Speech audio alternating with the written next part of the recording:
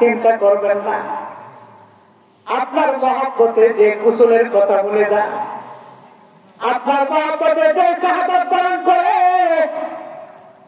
তাকে দুনিয়ার পানি দিয়ে গোসল দিলে হয় না। আল্লাহ গো, আল্লাহ রাসূল আপনার মাথাটা উপরের দিকে তাকান, আপনার হান্দালাকে আসমানের মধ্যে উঠায়া রহমতের জান্নাতের পানি দিয়া ফেরেশতারা গোসল দিতেছে। সুবহানাল্লাহ। মাথার উপরের দিকে তাকাইছে, আল্লাহ রাসূল দেখেছে ফেরেশতারা গোসল দিতেছে হযরত হানজালা। আল্লাহ রাসূল সাহাবীদেরকে ডাকতে বলে, সাহাবীরা আমার হানজালার কাছে যাইস না, আমার হানজালা গোসল হয়ে গেছে। একজন সাহাবী বলে, রাসূলের কথাটা বাস্তব প্রমাণ করার জন্য গেলাম, গিয়া দেখি রাসূল হানজালার চুলের আগা ভিজে ভিজে, দাড়ির আগা ভিজে ভিজে জান্নাতি পানি উহুদের মাটি স্পর্শ করতেছে। সুবহানাল্লাহ। নবীর জন্য যদি কেউ জীবন দেয় তাহলে আল্লাহ তাআলা তার এই মর্যাদা বাড়ায় দেয়। নবীকে কেমন ভালোবাসছেন সাহাবীরা চিন্তা করেন, নবীকে কেমন ভালোবাসছেন। নতুন বউ তোয়া, নতুন বিবি তোয়া যুদ্ধের ময়দানে চলে গেছে, আর বলে কার জন্য গোসল? নবী নাই, কার জন্য বেঁচে থাকবে? এই তুমি আমি নবী, এই তুমি আমি আশিকে রাসূল দাবি করি, তারাও ছিল আশিকে রাসূল। তুমি আমার কাছে নেতার মহব্বত আছে, দলের মহব্বত আছে, মার্কার মহব্বত আছে, তোমার আমার কাছে নবীর মহব্বত নাই। যদি তোমার আমার কাছে নবীর মহব্বত থাকতো তাহলে 17 কোটি মুসলমানের জমিনে আকাশ নূরের মতো নাস্তিক তোমার আমার নবীকে গাল দিতে পারতো না, ঠিক কিনা? তোমার আমার ভিতরে সবকিছুর মহব্বত আছে, কিন্তু নবীর মহব্বত ঠিক। হযরত আবু বকর রাদিয়াল্লাহু তাআলা আনহু কেমন মহব্বত করছে নবীকে, কেমন মহব্বত করছে জানো?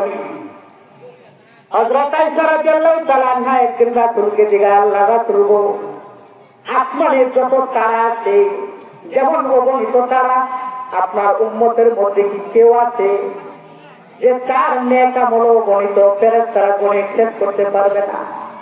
হযরত আয়েশা মনে মনে ভাবে, আমার বাপ ছাড়া কে হবে? আল্লাহ রাসূল বলেন, আয়েশা আছে, আমার একজন সাহাবীর নেক আমল এমন আছে যে আসমানের ফেরেশতারা গণে শেষ করতে পারবে না।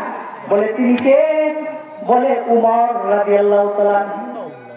হযরত আয়েশা বলেন, তাহলে কি আমার আব্বা কি? আমার আব্বা কি আর কম নাকি? আমার আব্বার কি নেকি নাই? আল্লাহ রাসূল সাল্লাল্লাহু আলাইহি ওয়াসাল্লাম ডাকে বলেন, আয়েশা তোমার আব্বার নেকি এমন নেকি তোমার আব্বার হিজরতের রাত্রের নেকি যদি এক পাল্লায় তোলা হয়, আর উমরের সারা জীবনের নেকি যদি এক পাল্লায় তোলা হয়, তারপরে তোমার আব্বা আবু বকরের নেকির পাল্লায় বাড়ি হয়ে যাবে। সুবহানাল্লাহ। তবুকের যুদ্ধের মধ্যে আল্লাহ রাসূল চাঁদা চাইছে, চাঁদা। সাহাবীদেরকে বলছে, সাহাবীরা তোমরা চাঁদা দাও। হযরত উমর বলেন, জীবনে কোনদিন আবু বকরকে নেক কাজ করে পিছ পালতে পারছি, আজকে একটা সুযোগ আসছে। আবু বকরের চাইতে আমার ধন অনেক বেশি, আমার সম্পদ তার চাইতে বেশি, আজকে তার পিছে পালাই। হযরত উমর রাদিয়াল্লাহু তাআলা নিজের সম্পদটাকে দুইটা বন্টন করিয়া, একটা বন্টন পরিবারের লোকদের জন্য রাখি, আর একটা বন্টন রাসূলের দরবারে নিয়ে গেছে। রাসূল জিজ্ঞাসা, উমর কি আনছেন, বাড়িতে কি রেখে আসছেন? উমর জবাব দেয়, সম্পদ দুই বন্টন করিয়া অর্ধেক আপনার রাস্তায় নিয়ে আসছি, আর অর্ধেক সন্তান পরিবারের জন্য রাইতে আসছি। কিছুক্ষণ পরে হযরত আবু বকর রাদিয়াল্লাহু তাআলা একটা গাছটি নিয়ে গেছিলেন, ছোট একটা গাছটি নিয়ে আনছে, কান্দে করে গাছটি নিয়ে যায়। রাসূল জিজ্ঞাসা আবু বকর কি আনছেন, কি রাইখা আসছেন? আবু বকর কি জবাব দেয় শুনে। আবু বকর কিন্তু গরিব ছিল না, অনেক বড় ব্যবসায়ী ছিল। এক বর্ণনায় আসছে 8টা কাপড়ের দোকান ছিল, আরেক বর্ণনায় আসছে 12টা কাপড়ের দোকান। হযরত আবু বকর আল্লাহ রাসূলকে বলেন, আল্লাহ রাসূল গো, আমার সম্পদটা আপনি নিজের মনে করে খরচ করবেন। আবু বকরের সম্পদ আপনি চাইেন না, আপনি যদি চান তাহলে আমার লজ্জা লাগে। আপনার হাতটা নিচে থাকে, আমার হাতটা উপরে থাকে। আল্লাহ রাসূল, আমার সম্পদটা আপনি নিজের মনে করে খরচ করেন। আবু বকর রাদিয়াল্লাহু তাআলা জবাব দেয়, আল্লাহ রাসূল ঘরে ঘরে কিছু রাইখা আছে। বলে কি রাখছেন? বলে আল্লাহ এবং তার রাসূলের নাম ছাড়া ঘরের মধ্যে আর কিছু না। আল্লাহ এবং তার রাসূলের নাম ছাড়া ঘরের মধ্যে কিছুই নাই। দেখেন কেমন ইসলামের জন্য, কেমন ইসলামের জন্য তারা পাগল ছিল। আবু বকর রাদিয়াল্লাহু তাআলা যখন হিজরতের রাত্রিতে 6 মাস আগে রাসূল বলেছিল, আবু বকর আমি হিজরত করব আর আপনি হিজরতের সাথী হবেন। আল্লাহ রাসূল সাল্লাল্লাহু আলাইহি ওয়াসাল্লাম হযরত আবু বকরকে বলেছে সাথী হবে হিজরতে। দেখেন কেমন মহব্বত করে তারা, আমরাও কেমন মহব্বত করি রাসূলকে, তারাও কেমন মহব্বত করে। হযরত আবদুল ইবনে আস রাদিয়াল্লাহু তাআলা মিশর বিজয় করবে। মিশর বিজয় করবে, জিলজালামের চৌরাস্তা পর্যন্ত যুদ্ধ করতে করতে চলে গেছে। হযরত আমরুল ইবনে আস মিশরের কাছে জিলজালামের কাছে গিয়া তাবু গেছে। হযরত আমরুল ইবনে আস রাদিয়াল্লাহু তাআলা জিলজালামের চৌরাস্তায় একটা ঈসা নবীর মূর্তির নাক বানানো, একটা ঈসা নবীর মূর্তি বানানো ছিল। জিলজালামের চৌরাস্তায় ঈসা নবীর মূর্তির নাক কে জানি বাইরে নিয়ে আনছে।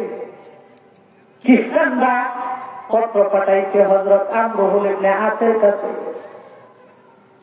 আমরুল ইবনে আসের কাছে পত্র পাঠাইছে, মুসলিম দল এখানে আসছে, তারা ছাড়া এই কাজটা কেউ করে নাই, আমাদের নবীর নাক কেউ ভাঙে নাই। হযরত আমরুল আস খবর নিয়ে দেখে এই কাজটা কেউ মুসলমানরা কেউ করে না। কিন্তু খ্রিস্টানরা বলে, তোমরা যে আমাদের নবীর নাক ভাঙছে তাকে আমাদের হাতে সতর্ক করো, তুলে দাও, আমরা তার প্রতিশোধ নিব। হযরত আমরুল ইবনে আসের কাছে যখন এই খবরটা আসছে প্রতিশোধ নিবে, বলে কেমনে প্রতিশোধ নিবা, কিভাবে প্রতিশোধ নিবা? খ্রিস্টানরা বলে এভাবে প্রতিশোধ নিব, জিলজালামের চৌরাস্তায় মুহাম্মদ নামের একটা মূর্তি বানাইব। নাউযুবিল্লাহ। এই সবাই চিৎকার দিয়ে বলেন নাউযুবিল্লাহ।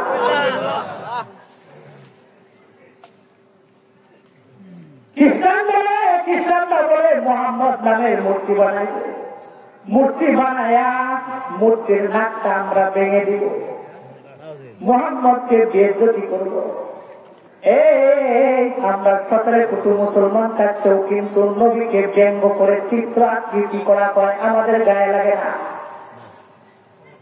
আমাদের কষ্ট লাগে না। হযরত আমরুল ইবনে আস বলেন, এই খ্রিস্টানরা নাক ভাঙ্গাই যদি নাক ভাঙ্গার প্রতিশোধ নিতে হয়, আমি মুসলিম সেনা দলের সেনাপতি লিখিত দিতেছি, মুহাম্মদের ছবি তোরা কৃষ্ণা, কৃত্রিম ছবি তোরা বানাইছ না, আমি আব্দুল ইবনে আসের তাজা নাকটার কাইটা নিয়ে নে। কিন্তু রাসূলের কৃত্রিম নাক তোরা ভাঙ্গিস না। খ্রিস্টানরা আনন্দিত হয়ে গেছে, হায় হায় রে, একটা সফলতা কি হইতে পারে? মুসলিম সেনা দলের সেনাপতির নাক কাটা যাবে, এর চাইতে আর সফলতার কি আছে? আনন্দিত হয়ে গেছে, টেস্ট করা হলো, টেস্ট করা হইল। মানে 2 লক্ষ, মানে 3 লক্ষ খ্রিস্টান এক জায়গায় বসে গেছে, মুসলিম সেনা দলের নাক কাটা যাবে। মুসলিম সেনা মুসলিম দলের মধ্যে কান্নার রোল পড়ে গেছে। হায় হায় আমাদের সরকারের নাক কাটা যাবে, কিন্তু একজন হাসছে, প্রিয় সাহাবী আমরুল ইবনে আস হাসতেছে আর বলে, তোমরা কেন কাঁদো?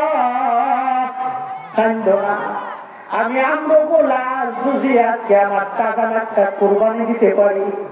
আমার মন কয় হাতরের ময়দানে যখন আমি নাক কাটা অবস্থায় দাঁড়াইব, সাহাবীরা যখন গর্দান কাটা অবস্থায় দাঁড়াবে, আমি আমরুল আস যখন নাক কাটা অবস্থায় দাঁড়াইব, আমার মন কয় আল্লাহর রাসূল আমাকে ছাড়া জান্নাতে যাবে না। সুবহানাল্লাহ।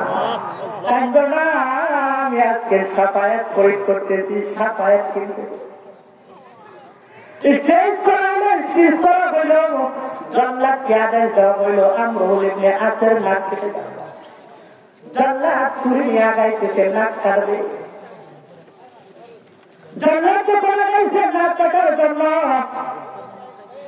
খ্রিস্টানের একটা পাদ্রী লাফ দিয়ে দেয়, দাঁড়ায় বলে, সাবধান, নবীর আশিকের নাকটা তোরা কাটিস না।